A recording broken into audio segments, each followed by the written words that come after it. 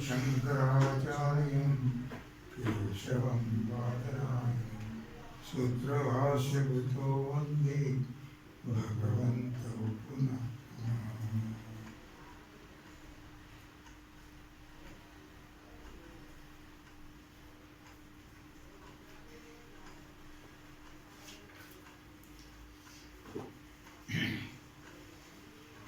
विचार सागर रहस्य तरंग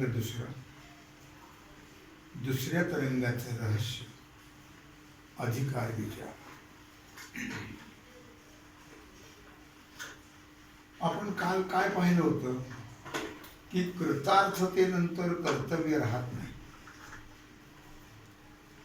लक्षामध्ये कृतार्थ झाल्यानंतर कृतकृत्य झालो, इच्छा केली ते पा कृतार्थ होणं आता काही करायचं राहिलं नाही, कुठल्या प्रकारची इच्छा नाही, त्याला कृतार्थ। आणि जिच्या प्राप्तीनंतर प्राप्तव्य राहत नाही, जे आपल्याला प्राप्त करून घ्यायचं ते प्राप्त झाल्यानंतर पुन्हा प्राप्त करून घ्यायचं काही राहत नाही, प्राप्तव्य राहत नाही, तीच खरी कृतार्थता। आता काही मिळवायचंच नाही, ती खरी कृतार्थता आहे। काय मिळवायचं ते मिळवलं। काय मिळवायचं होतं? परमात्मा ज्ञान, परमात्म्याचं ज्ञान किंवा परमात्मा कळणं, कळून घेणं, हेच खरं या मनुष्य देहाची आहे कर्तव्यता, इति कर्तव्यता। आणि तेच खरं प्राप्तव्य आहे मनुष्य देहाला। लक्षात ती खरी कृतार्थता आहे। मनुष्य देहाचं ध्येय साध्य होणं त्याला म्हणतात कृतार्थता। पण दुष्ट व्यवहारामध्ये सर्व स्थितीतील मनुष्याचा किंवा अदृष्ट स्वर्गातील लोकातील उत्तमोत्तम भोगांचा किंवा त्या भोग भोगणाऱ्या देवादिकांच्या स्थितीचा जर विचार केला तर मात्र तिथं हे प्रकार नाही। तिथं सर्व रच्या पुढे डच असा अनुभव आहे। मग ते माणूस असो किंवा देव असो, इहलोक असो किंवा परलोक असो, तिथं मात्र तो हव्यास जो आहे तो संपत नाही। देवलोकात सुद्धा तिथे एकमेकांचा हेवा देवा आहेच, मृत्यूलोकात तर आहेच आहे, पण स्वर्ग लोकात सुद्धा आहे। म्हणून इंद्राला अनेक वेळा लढाया कराव्या लागतात, हेवे देवे आहेच तिथे। म्हणून कुठेही जरी गेलात तुम्ही तरी संसार म्हटलं की तो रडच्या पुढे डच आहे। स्वर्ग सुद्धा एक संसारच आहे, आणखी काय। या एकंदर स्थितीवरून असं निश्चित करता येईल काय की ज्यापेक्षा दुसरं कोणतंही मोठं दृढ किंवा श्रुत सुख नाही। दृष्ट किंवा श्रुत, ऐकलेलं नाही, पाहिलेलंही नाही। लक्षात ठेवा, ज्यापेक्षा दुसरं कोणतंही मोठं दृष्ट म्हणजे पाहिलेलं आणि श्रुत म्हणजे ऐकलेलं, असं कोणतंही सुख नाहीये। असं सुख आपल्याला असावं, कळलं? जे कधी पाहिलेलं नाही आणि कधी ऐकलेलं नाही असं सुख आपल्याला असावं। आणि कोणत्याही प्रकारचं यत्किंचितही दुःख असू नये, या स्थितीला उच्चतम स्थिती असं म्हणतात। कळलं का? या स्थितीला उच्चतम स्थिती, कारण याच स्थितीमध्ये जीवमात्रांच्या सर्व इच्छांचा अंतर्भाव, पण तिथं पुन्हा इच्छाच नाही ना। असं जे दृष्ट किंवा श्रुत सुख नाहीये असं सुख जर आपल्याला मिळालं तर पुन्हा इच्छा राहील का? राहणार नाही। त्या इच्छेचा अंतर्भाव त्या सगळ्यात त्याच्यात होतो सर्व।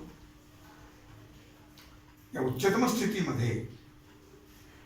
आणि ही उच्चतम स्थिती आपण अनुमानाने निश्चित केली. आपल्याला कुठं कळली ती? तिचा कुठं अनुभव घेतलाय? अनुभव आलाय का आपल्याला? नाही. मग त्या अनुमानाने आपण ठरवतो ही उच्चतम स्थिती असेल. खूप पैसा मिळवणं ही उच्चतम स्थिती असेल. खूप मोठ्या पदावर जाणं ही उच्चतम स्थिती नाही आहे. आपण अनुमानाने ती स्थिती ठरवतो. पण व्यवहारामध्ये कोणी केवढा झाला किती जरी मिळवलं तरी त्याला ती उच्चतम स्थिती म्हणता येणार पण नाही. अर्थातच. परंतु अशा प्रकारची स्थिती आहे किंवा नाही, अथवा असणं संभवनीय आहे किंवा नाही, असल्या त्या स्थितीच्या प्राप्तीची साधने काय आहेत याचं ज्ञान मनुष्य बुद्धीत स्वभावताच असलेलं दिसत नाही. त्या उच्चतम स्थिती कशाला म्हणतात याचं ज्ञान मनुष्याला नाही आहे, मनुष्य बुद्धी. आणि असणं शक्य नाही मनुष्याच्या ठिकाणी. त्याचं असं आहे की जे मनुष्याच्या बुद्धीला अज्ञात असतं त्याला ज्ञान करून देणं हेच आहे शास्त्राचं शास्त्र. मनुष्याच्या बुद्धीला जे अज्ञात आहे ते ज्ञान करून देणं हे आहे शास्त्राचं शास्त्र. वेदांत शास्त्र अशा प्रकारची उच्च स्थिती असल्याचं सांगून त्या स्थितीला नाव आहे मोक्ष. आपण म्हणतो मोक्षाला उच्चतम स्थिती नाही म्हणत. व्यवहारात कोणी एखादा मोठा झाला की त्याला उच्चतम स्थिती समजतो. काही धर्मान असेल त्याला उच्चतम स्थिती समजतो. मोठ्या पदावर गेला त्याला उच्चतम स्थिती समजतो. कारण मनुष्याच्या बुद्धीत ते नाही आहे, ते अज्ञात आहे मनुष्याला. आणि म्हणून त्याचं ज्ञान करून देणं शास्त्र करून देत. आणि ते शास्त्र कोणतं असेल तर वेदांत शास्त्र. अशा प्रकारची उच्चतम स्थिती असल्याचं सांगून ती कोणती स्थिती आहे? मोक्ष. दुःख संबंध रहित परमानंद रूप एक वस्तू आहे. कळलं का? परमानंद जो आहे त्या परमानंदामध्ये दुःखाचा संबंध नाही. त्याचंच नाव परमानंद आहे. आणि तिलाच शास्त्रामध्ये नाव आहे ब्रह्म. त्या परमानंदाला नाव काय आहे? ब्रह्म. थोडक्यामध्ये सांगायचं म्हणजे उच्चतम स्थिती, मोक्ष आणि ब्रह्म हे तीनही यथार्थ वाचित शब्द आहे. उच्चतम स्थिती असेल, मोक्ष असेल किंवा ब्रह्म असेल, हे एकाच वस्तूला नाव आहे, वेगळे वेगळे नाही. अशा रीतीने मोक्षाचं स्वरूप शास्त्राप्रमाणे निश्चित झाल्यानंतर कळलं का? ज्याला परमानंद म्हणतो किंवा ज्याला ब्रह्म म्हणतो तीच आहे मोक्ष स्थिती. आणि अशी जी मोक्ष स्थिती आहे, मोक्षाचं स्वरूप आहे, शास्त्राप्रमाणे निश्चित एकदा झालं ठरलं, मग त्या मोक्ष प्राप्तीची साधने शास्त्राने सांगितलेली आहे. हे आपल्या लक्षात आल्याशिवाय राहणार नाहीये. अर्थात त्या मोक्षाची ज्याला इच्छा असेल त्यांनी त्या मोक्ष प्राप्ती करता साधन सामुग्रीचा संग्रह करणं आवश्यक आहे. कळलं? ज्याला जे पाहिजे ते प्राप्त करून घेण्याचे साधन पाहिजेत ना आपल्याकडे, तरच आपण ते प्राप्त करून घेऊ शकतो. तसं मोक्ष प्राप्ती एकदा ठरला की मोक्ष हे उच्चतम स्थिती आहे. आणि ती प्राप्त करून घेण्याकरता साधन सामुग्रीची गरज आहे. कळलं? मग त्या साधन सामुग्रीचा संग्रह करणं आवश्यक आहे. त्याशिवाय आपल्याला ते प्राप्त होणार नाही आहे. मग साधन सामुग्री म्हणजे ज्याने या जन्मामध्ये किंवा, कारण विचार चाललाय आपला अधिकाराचा, या जन्मात किंवा पूर्वजन्मामध्ये विहित कर्मानुष्ठान आणि अंतकरण शुद्धी आणि उपासनेने अंतकरणाची स्थिरता, त्याला ते विक्षेप म्हटलेला आहे. तर ही संपादन केली आणि आत्मज्ञानाची इच्छा असून अनेक विवेक, वैराग्य, समाधी, सटक आणि मुमुक्षुत्व हे ज्याला प्राप्त झालेले आहेत, तोच आहे वेदांत शास्त्र विचाराचा अधिकार. असं आहे अधिकार्याचं लक्षण. पहिल्या तरंगामध्ये सांगितलं, दुसऱ्या तरंगात त्याचा विस्तार केलेला आहे. अशी साधन संपत्ती ज्याच्या जवळ नसेल, कोणती साधन संपत्ती? साधन चतुर्थ संपन्न पाहिजे, अर्थात षटसंपत्ती त्याकडे पाहिजे, पुन्हा मुमुक्षुता पाहिजे, मुमुक्षुता पाहिजे. ही साधन सामुग्री त्याच्यात आलं, त्याच्यात विवेक आला, त्याच्यात वैराग्य आलं, त्यात पुन्हा समाधी शकत आले, त्यात मुमुक्षुत्व आलं. हे ज्याला प्राप्त आहे तोच आहे अधिकारी. असं आहे अधिकार्याचं लक्षण. म्हणजे अशी साधन सामुग्री ज्याच्या जवळ नसेल, तो वेदांत शास्त्राचा अधिकारी होणं शक्य नाही. कळलं? म्हणून आपण विचार करतो, काय केला या रहस्यामध्ये? अधिकारी याचा विचार केला.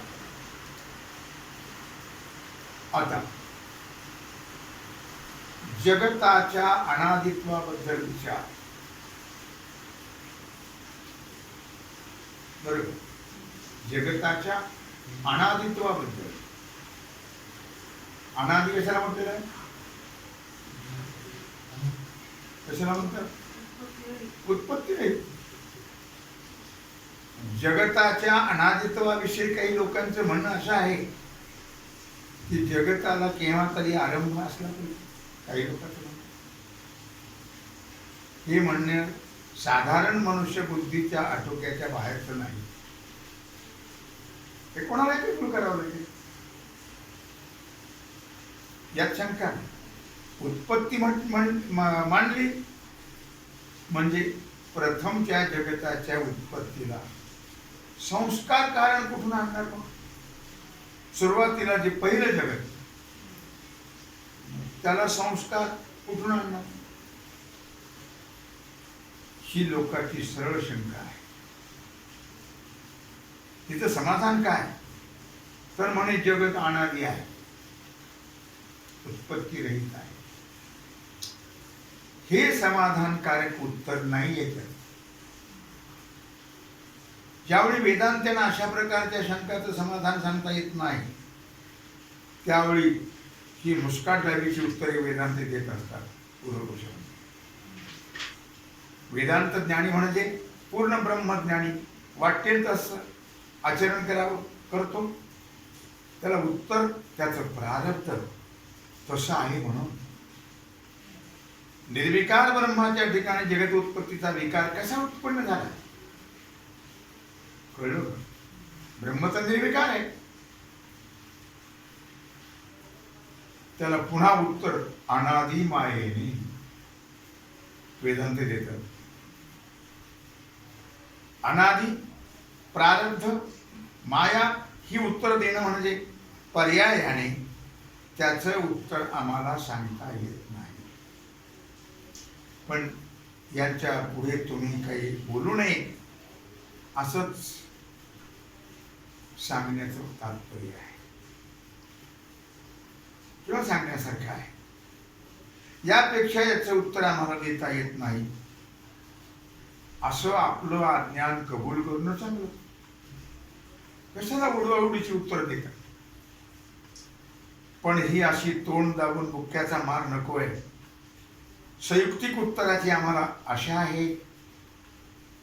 आम्ही विचारतोय समाधान काय असं पूर्व पक्षी म्हणतो. लक्षामध्ये हे सगळं कुणाचं म्हणणं आहे? पूर्व पक्षाचं म्हणणं आहे. जोपर्यंत संप्रदायपूर्वक शास्त्र विचार केलेला नाही तोपर्यंत अशी शंका येणारच. सर्वसामान्य लोकांना अशी शंका आहे की ज्याला शास्त्राचा विचार नाही, शास्त्र श्रवण नाही केली, विचार नाही त्याचा, तत्वविचारामध्ये जीवाना फसून किंवा त्याचं तोंड दाबून वाटेल ते सिद्धांत त्याच्यावरती लादण्यात सर्वज्ञ दयाळू शास्त्रकारास या शंकाखोरापासून काही मिळवायचे का? नाही. ही गोष्ट पहिली लक्षात ठेवली पाहिजे. लक्षात. तोंड दाबून बुक्क्याचा मारस्थानी म्हटलंय, पण असं करून त्याला काय मिळवायचे शास्त्रकार? ही गोष्ट मान्य झाली म्हणजे त्यांनी जगताला अनादि म्हटलं आहे. ते संभवनीय की नाही याचा विचार करणं आवश्यक आहे. पूर्व पक्षाने काय म्हटलंय? जगत हे अनादि आहे, उत्पत्ती रहित आहे. हे संभवनीय आहे का याचा विचार पहिला केला पाहिजे. शंकाकारास आम्ही असं विचारतो, कोणत्याही पदार्थाची उत्पत्ती होते तेव्हा त्या पदार्थ उत्पत्तीच्या पूर्वी त्या पदार्थाचं सूक्ष्म स्वरूप असणं आवश्यक आहे असं नाही. आहे की नाही हा पहिला प्रश्न आहे. नाही असं म्हणाल तर मग कार्य उत्पन्न होणं शक्य नाही. पूर्वी काही नसताना जर कार्य उत्पन्न होतं असं मानलं तर माती वाचून घट झाला पाहिजे, दुधा वाचून दही झाला पाहिजे. कारण पूर्वी काही एक नसलं तरी कार्य उत्पन्न होतं असं तुमचं म्हणणं आहे. पण माती वाचून घट किंवा दुधा वाचून दही झाल्याचं आजपर्यंत कोणाच्याही पाहण्यात आलेलं नाही. याकरता कार्याच्या पूर्वी कारण नसताना कार्य उत्पन्न होतं असं म्हणणं योग्य नाही. कारणाशिवाय कार्याची उत्पत्ती होतच नाही.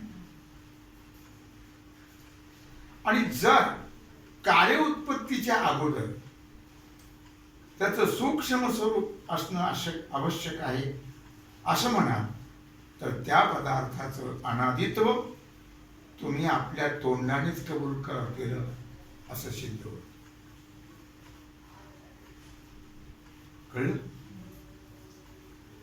कसं? समजा जमिनीवरती एक गवताचा अंकुर उत्पन्न झालेला आहे. तो अंकुर उत्पन्न होण्याकरता त्या गवताचं सूक्ष्म रूप असणारे जे बीज ते जमिनीत पूर्वी असलं पाहिजे.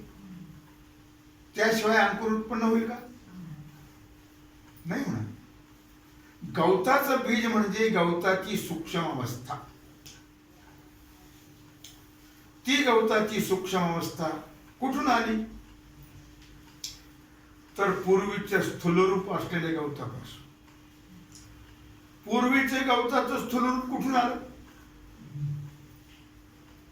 पुन्हा प्रश्न आहेच. तर त्याच्या पूर्वीच्या गवताच्या सूक्ष्म रूपापासून. या प्रश्नोत्तराची मालिका कधी संपेल का? कधी संपणारच नाही. यालाच अनादि वृक्ष बीजन्याय असं म्हटलेलं आहे. याशिवाय दुसरं काही समाधानकारक उत्तर असेल तर विचार करून शंकाकाराने सांगावं. आम्ही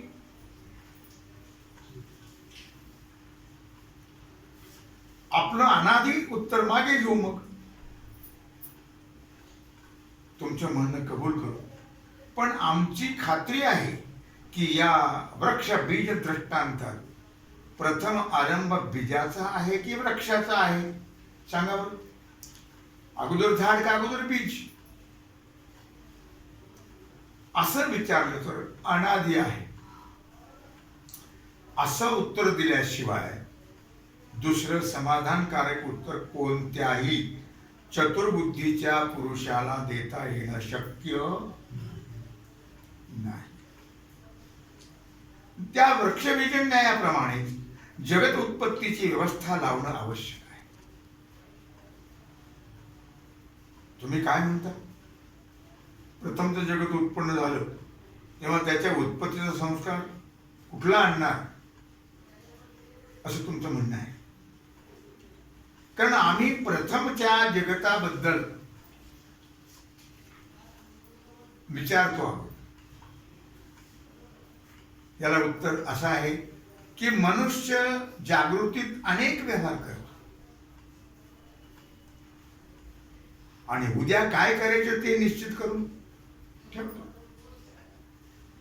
आणि नंतर ज्यावेळी त्याला रात्री झोप लागते त्यावेळी तो ज्ञान शून्य झाल्यासारखा दिसतो.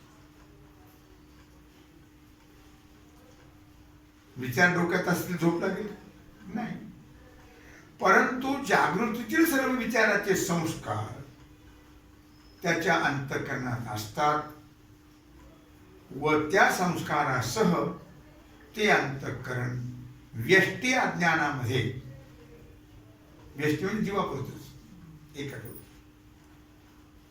व्यष्टी अज्ञानामध्ये म्हणजे कारण शरीरामध्ये लीन झालेला असतो आणि पुन्हा जागृती आली